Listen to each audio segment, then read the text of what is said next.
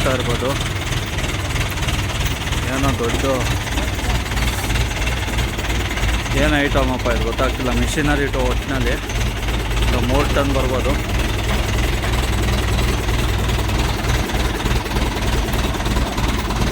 Already ಇನ್ನೊಂದು ಇಕ್ಕಿದ್ದಾರೆ ಒಳಗಡೆ.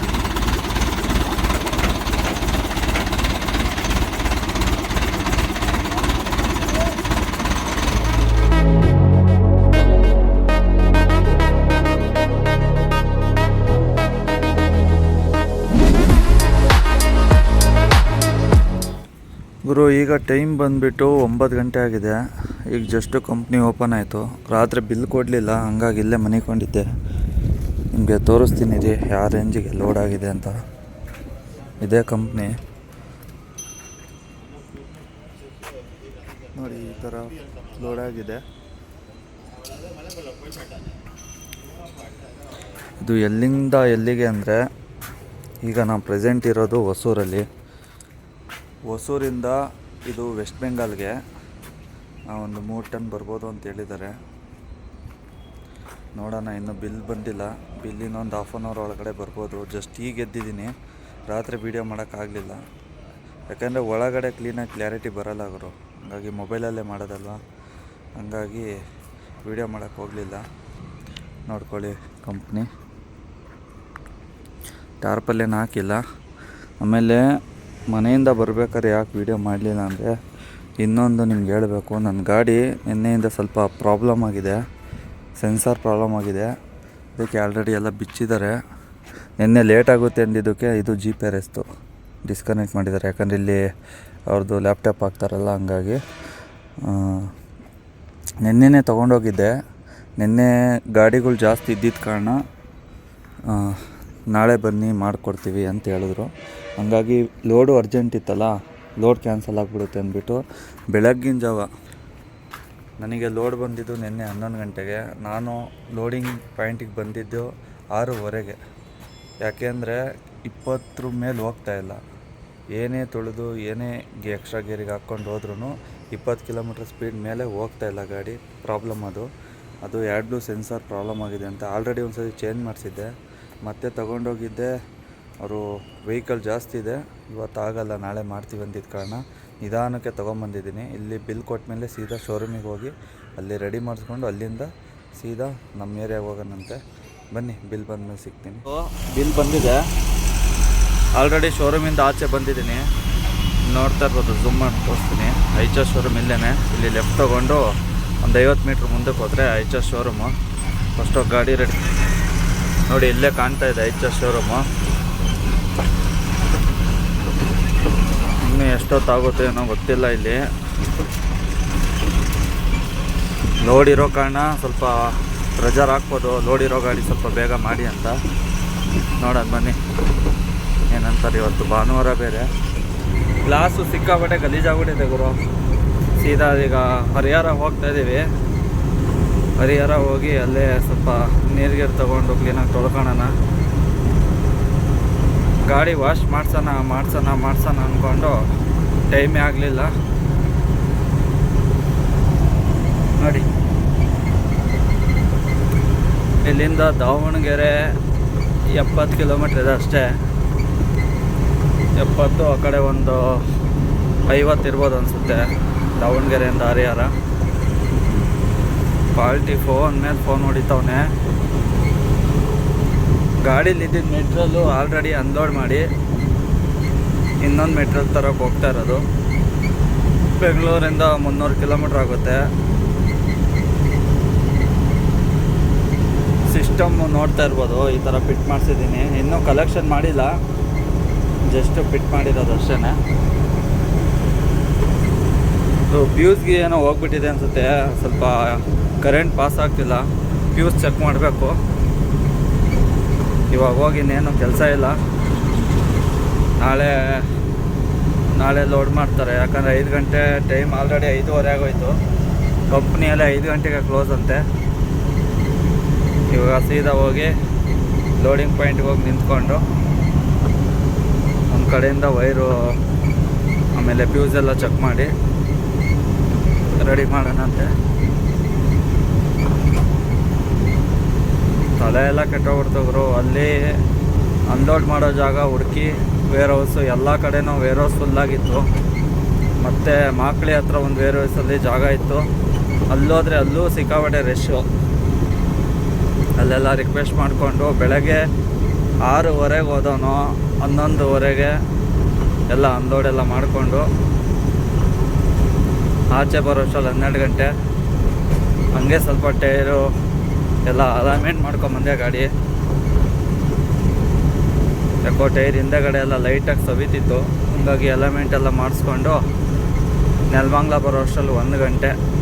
1 ಗಂಟೆಗೆ ಬಿಟ್ಟಿದ್ದು ಸೀದಾ ಈಗ ಟೈಮ್ ಬಂದು 5:26. ನಾನ್ ಸ್ಟಾಪ್ ಹೊಡಿತಾ ಇದ್ದೀನಿ. ನೋಡ್ತಾ ಇರ್ಬೋದು, ದಾವಣಗೆರೆ ಇನ್ನೂ 69 ಕಿಲೋಮೀಟ್ರ್ ಇದೆ.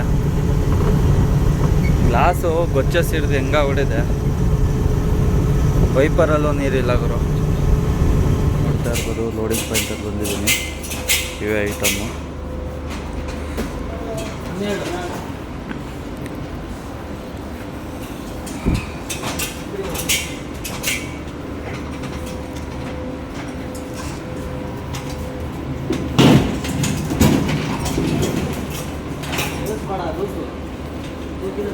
ನೋಡ್ತಾ ಇರ್ಬೋದು, ಈ ರೇಂಜಿಗೆ ಲೋಡ್ ಆಗಿದೆ. ಇದು ಆಲ್ಮೋಸ್ಟ್ ಒಂದು 4 ಟನ್ ಇದೆ. ಎಲ್ಲಿಂದ ಎಲ್ಲಿಗೆ ಅಂತ ಇಲ್ಲಿಂದ ಬಿಟ್ಟ ಮೇಲೆ ಹೇಳ್ತೀನಿ. ಫಸ್ಟ್ ಇಲ್ಲಿಂದ ಟಾರ್ಪಲ್ ಹಾಕೊಂಡು ಬಿಡೋಣಂತೆ, ಬನ್ನಿ. ಇರ್ಬೋದು, ಬಿಲ್ಲಂತೂ ಕೊಟ್ಟಿದ್ದಾರೆ. ಅಲ್ಲಿಂದ ಆಚೆ ಬಂದು ಹೈವೇ ಹತ್ಕೊಂಡಿದ್ದೀನಿ. ಈಗ ಸೀದಾ ನಾನ್ ಸ್ಟಾಪ್ ಬೆಂಗಳೂರಿಗೆ ಹೋಗ್ಬೇಕು. ಇಲ್ಲಿಂದ ಬೆಂಗಳೂರಿಗೆ ಹೋಗಿ ಅಲ್ಲಿಂದ ಇನ್ನೊಂದು ಮಾಲ್ ಇದೆ, ಆ ಮಾಲ್ನು ಹಾಕ್ಕೊಂಡು ಇನ್ನೊಂದು ಸ್ವಲ್ಪ ಮಾಲ್ ಅಡ್ಜಸ್ಟ್ ಮಾಡಿಕೊಂಡು ಹೋಗ್ಬೇಕಾಗುತ್ತೆ. ಈ ಟ್ರಿಪ್ಪಲ್ಲಿ ನಿಮಗೆ ವೆಸ್ಟ್ ಬೆಂಗಾಲ್ ಒಂದು, ಆಮೇಲೆ ನೇಪಾಳ್ಗೊಂದು, ಆಮೇಲೆ ಇನ್ನೊಂದೆರಡು ಮಾಲ್ ಹುಡುಕಬೇಕು.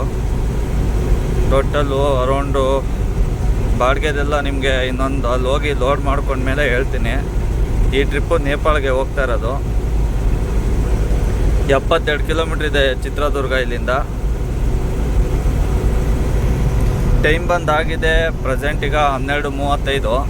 ಬಿಸಿಲಂತೂ ಸಿಕ್ಕಾಪಟ್ಟೆ ಹೊಡಿತಾ ಇದೆ ಗುರು. ಆಮೇಲೆ ಈ ಲೈನಲ್ಲಿ ಗುರು ಭಯಂಕರ ಕೇಸು.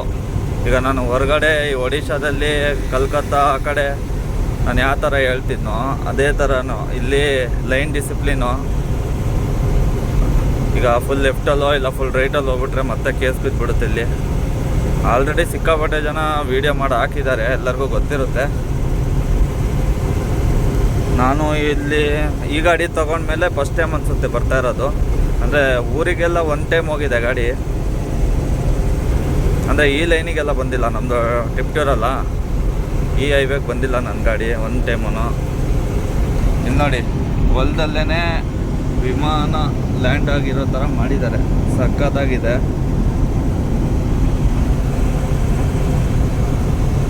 ಏನೇನೋ ಐಡಿಯಾಗಳು ಹುಡುಕಿ ಮಾಡ್ತಾವ್ರೆ ಗುರು. ಚೆನ್ನಾಗಿದೆ, ಒಟ್ಟಿನಲ್ಲಿ ನೋಡೋಕ್ಕೆಲ್ಲ ಸೂಪರಾಗಿದೆ. ಈಗ ನಾನ್ ಸ್ಟಾಪು ಬೆಂಗಳೂರಿಗೆ ಹೋಗ್ಬೇಕು. ನಮ್ಮ ಸಿಕ್ಕಾಪಟ್ಟೆ ಕೆಲಸಗಳಿದೆ ಗುರು. ಟಾರ್ಪಲ್ ತೆಗಿಬೇಕು, ಹಾಕಬೇಕು. ಫಸ್ಟು ಏನಾರ ಮಾಡಿ ಕಂಟೈನರ್ ಗಾಡಿ ಮಾಡಿಸ್ಕೋಬೇಕು. ನನಗಂತೂ ಸಾಕಾಗೋಗ್ಬಿಟ್ಟಿದೆ ಟಾರ್ಪಲ್ ತೆಗಿಯೋದು ಹಾಕೋದು. ಈ ಟ್ರಿಪ್ ಹೋಗಿ ಬಂದು ಕಂಪಲ್ಸರಿ ಕಂಟೈನರ್ ಮಾಡಿಸ್ಕೊತೀನಿ, ನೋಡೋಣ. ಯಾಕಂದರೆ ಈ ಟ್ರಿಪ್ಪಲ್ಲಿ ಏನು ₹1 ಮಿಕ್ಕಲ್ಲ. ನಂದು ಆಲ್ರೆಡಿ 1 ವರ್ಷ ಕಂಪ್ಲೀಟ್ ಆಗಿರೋ ಕಾರಣ ಡಾಕ್ಯುಮೆಂಟ್ಸ್ ಎಲ್ಲ ಲಾಪ್ಸ್ ಆಗಿಬಿಟ್ಟಿದೆ. ಈಗ ಡಾಕ್ಯುಮೆಂಟ್ಸು ಎಲ್ಲ ಪ್ರತಿಯೊಂದು ರಿನ್ಯೂವಲ್ ಮಾಡಿಸ್ಬೇಕು. ಇನ್ಸೂರೆನ್ಸು, ನ್ಯಾಷನಲ್ ಪರ್ಮಿಟು, ಆಮೇಲೆ ಪೊಲ್ಯೂಷನ್ ಅಂತೆ, ಆಮೇಲೆ ಈ ತಿಂಗಳು ಲೋನು ಎಲ್ಲ ಆಲ್ಮೋಸ್ಟ್ ಎಲ್ಲ 1-1.5 ಲಕ್ಷ ರೂಪಾಯಿ ಬಂದುಬಿಡುತ್ತೆ. ಈ ಸಿಸ್ಟಮ್ದು ಸ್ವಲ್ಪ ಕಲೆಕ್ಷನ್ ಕೊಡಿಸ್ಬೇಕು. ಇದ್ರದ್ದು ಒಂದು ₹500 ಖರ್ಚಾಗ್ಬೋದು. ಅದು ವೈರಿಂಗ್ದು ಏನು ಪ್ರಾಬ್ಲಮ್ ಆಗಿದೆ ಗೊತ್ತಿಲ್ಲ. ಫ್ಯೂಸ್ ಹೋಗಿದ್ರೆ ಅಷ್ಟೊಂದೇನು ತೊಗೊಳಲ್ಲ. ಹೆಂಗೆ ಅಂದರೂ ಮುಟ್ಟಿದ್ರೆ ₹200-300 ಅಂತ ತೊಗೊಳ್ತಾರೆ. ನೋಡೋಣ ಬನ್ನಿ. ಫಸ್ಟು ಮೆಟ್ರಿಯಲ್ ಎಲ್ಲ ಸೆಟ್ ಮಾಡಿಕೊಂಡು ಆಮೇಲೆ ಸಿಸ್ಟಮ್ ಕೆಲಸ ಮಾಡ್ಸೋಣಂತೆ. ಈಗ ನಾನು ಇಲ್ಲೆಲ್ಲ ಮಧ್ಯದಲ್ಲಿ ವೀಡಿಯೋ ಮಾಡೋಕ್ಕೆ ಹೋಗಲ್ಲ, ಸೀದಾ ಬೆಂಗಳೂರಿಗೆ ಹೋಗಿ ಪಾಯಿಂಟಿಗೆ ಹೋಗೇ ವೀಡಿಯೋ ಮಾಡ್ತೀನಿ. ಯಾಕಂದರೆ ವೀಡಿಯೋ ಹೆವಿ ಲೆಂತ್ ಆಗಿಬಿಡುತ್ತೆ ಗುರು. ಯಾಕಂದರೆ ಇನ್ನು ಬೆಂಗಳೂರಲ್ಲಿ ಬೇರೆ ಬೇರೆ ಕಡೆ ಓಡಾಡಬೇಕು ಮೆಟ್ರಿಯಲ್ ತುಂಬೋಕ್ಕೋಸ್ಕರ. ಹಂಗಾಗಿ ವಿಡಿಯೋ ಲೆಂತ್ ಆಗಿಬಿಡುತ್ತೆ. ಬನ್ನಿ ಸೀದಾ ಬೆಂಗಳೂರಿಗೆ ಹೋಗಿ ಸಿಗ್ತೀನಿ ಗುರು. ಈಗ ಪ್ರೆಸೆಂಟು ನಾವು ಹೊಸಕೋಟೆಯಿಂದ ಒಂದು 10 ಕಿಲೋಮೀಟ್ರ್ ಮುಂದೆ ಒಂದು ನಯಾರ ಪೆಟ್ರೋಲ್ ಬಂಕ್ ಸಿಗುತ್ತೆ, ಅಲ್ಲಿದ್ದೀವಿ. ನೋಡ್ತಾ ಇರ್ಬೋದು ನಯಾರ ಪೆಟ್ರೋಲ್ ಬಂಕು. ನಮ್ಮ ಗಾಡಿ ಎಲ್ಲಿದೆ, ಇಲ್ಲಿ ಫುಲ್ ಟ್ಯಾಂಕ್ ಮಾಡಿಸ್ಕೊಂಡು ಸೈಡಿಗೆ ಹಾಕಿದ್ದೀನಿ. ಮೆಟ್ರೋಲೆಲ್ಲ ನೋಡ್ತಾ ಇರ್ಬೋದು, ಅರ್ಧ ಗಾಡಿ ಇದ್ದಿದ್ದು ಫುಲ್ ಗಾಡಿ ಮೆಟ್ರೋಲ್ ಕವರ್ ಮಾಡಿದ್ದೀನಿ. ಹಿಂದೆನೂ ತೋರಿಸ್ಕೊತೀನಿ ಬನ್ನಿ ಗುರು. 91 ರೂಪಾಯಿ ಇದ್ದಿದ್ದು 93 ರೂಪಾಯಿ ಆಗಿದೆ ಡೀಸೆಲ್ ರೇಟು. ಕಡಿಮೆ ಆಗಿದೆ ಅಂತ ಎಲ್ಲ ಕಡೆ ತೋರಿಸ್ತವ್ರೆ, ಇಲ್ಲಿ ನೋಡಿರಿ ಎಲ್ಲ ಜಾಸ್ತಿ ಆಗಿಬಿಟ್ಟಿದೆ ನೋಡಿ. ಈ ರೇಂಜಿಗೆ ಫುಲ್ ಕವರ್ ಆಗಿದೆ. ಇದರಲ್ಲಿ ಟೋಟಲಿ 3 ಮೆಟ್ರಲ್ ಇದೆ. ಮುಂದೆಗಡೆ ವಾಟರ್ ಟ್ಯಾಂಕು, ಸೆಂಟ್ರಲ್ಲಿ ಮೆಡಿಷನ್ನು, ಲಾಸ್ಟಲ್ಲಿ ಮನೆ ಸಾಮಾನು. ಓಕೆನಾ? ಅಲ್ಲೆಲ್ಲೂ ಮಧ್ಯದಲ್ಲಿ ವೀಡಿಯೋ ಮಾಡೋಕ್ಕಾಗಲಿಲ್ಲ, ಯಾಕಂದರೆ ಟಾರ್ಪಲ್ ತೆಗೆಯೋದು ಹಾಕೋದು ನನ್ನ ಅವತಾರ ನೋಡಿಬಿಡಿ. ಬಟ್ಟೆ ಎಲ್ಲ ಫುಲ್ ಗಲೀಜಾಗ್ಬಿಟ್ಟಿದೆ, ಅಷ್ಟು ಕಾಣುತ್ತೆ ವೀಡಿಯೋದಲ್ಲಿ. ಈಗ ಇಲ್ಲಿಂದ ನಾನ್ ಸ್ಟಾಪು ನೈಟೇ ಹೊಡಿಬೇಕು, ಯಾಕಂದರೆ ಟನ್ನೇ ಸ್ವಲ್ಪ ಇದೆ. ಒಂದು 8:30 ಇರ್ಬೋದು ಟನ್ನೇಜು, 8:30 9 ಬರುತ್ತೆ ಅನಿಸುತ್ತೆ. ಬೆಳಗ್ಗೆ ಹೊತ್ತು ಬಿಸಿಲಲ್ಲಿ ಹೊಡೆಯೋಕ್ಕಾಗಲ್ಲ ಸುಮ್ಮನೆ. ಆಮೇಲೆ ಟೈರು ಓವರ್ ಹೀಟ್ ಆಗ್ತಾಯಿದೆ. ಟ್ರೈ ಮಾಡಿ ನೋಡಿದೆ ಇವತ್ತು, ಹಂಗಾಗಿ ಸೈಡಿಗೆ ಹಾಕೊಂಡು ಕುತ್ಕೊಂಡಿದ್ದೆ. ಈಗ ಟೈಮ್ ಬಂದು 9:30 ಆಗಿದೆ. ಬೆಳಗಿನ ಜಾವ ತನಕ ಹೊಡೆದು ಬೆಳಗ್ಗೆ ಮನೆಕೊಂಡಂತೆ. ಅಂದರೆ ಬಿಸಿಲಲ್ಲಿ ಓಡಿಸಿದ್ರೆ ಮತ್ತು ಟೈರ್ ಗೀರ ಎಲ್ಲ ಹೋಗ್ಬಿಡುತ್ತೆ. ಈಗಿರೋ ಪ್ರಾಬ್ಲಮಲ್ಲಿ ಇನ್ನೊಂದು ಪ್ರಾಬ್ಲಮ್ ಬಂದ್ಬಿಡುತ್ತೆ. ಬನ್ನಿ ಇಲ್ಲಿಂದ ಬಿಡೋಣ.